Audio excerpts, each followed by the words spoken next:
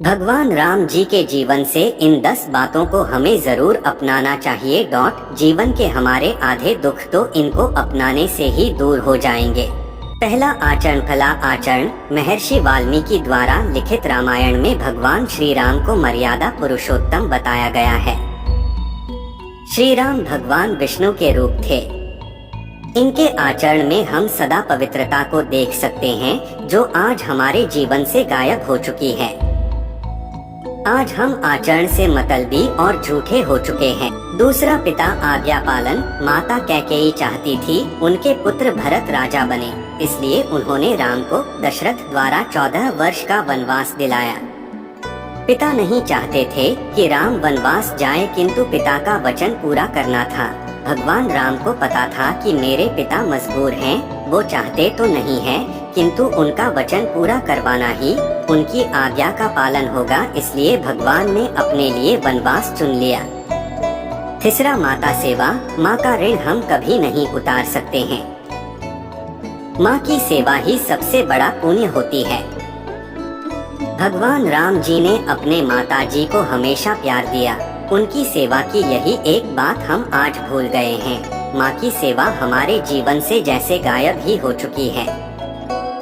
चौथा, गुरु भक्ति। गुरु हमें विद्या देता है, हमें ज्ञान देता है, जिसके दम पर हम आगे अपने जीवन में तरक्की करते हैं।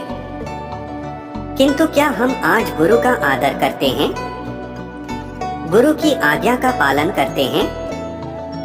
यही एक वजह आज हमारे पतन का कारण बन रही है।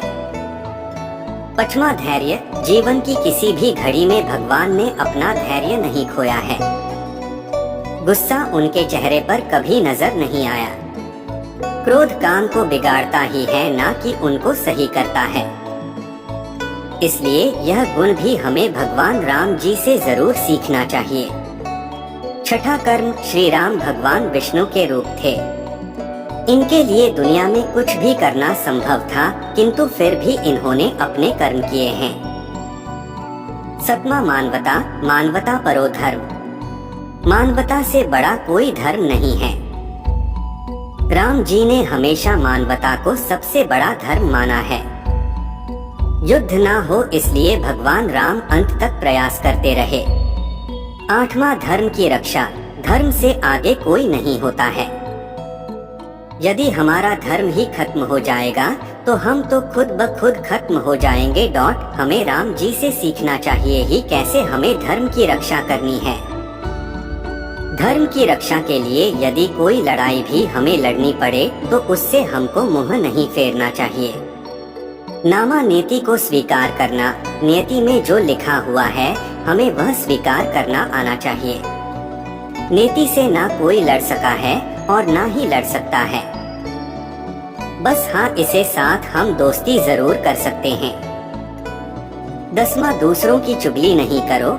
राम जी ने कई बार दूसरों को यह शिक्षा दी है कि भूल कर भी हमें दूसरों की चुगली नहीं करनी चाहिए।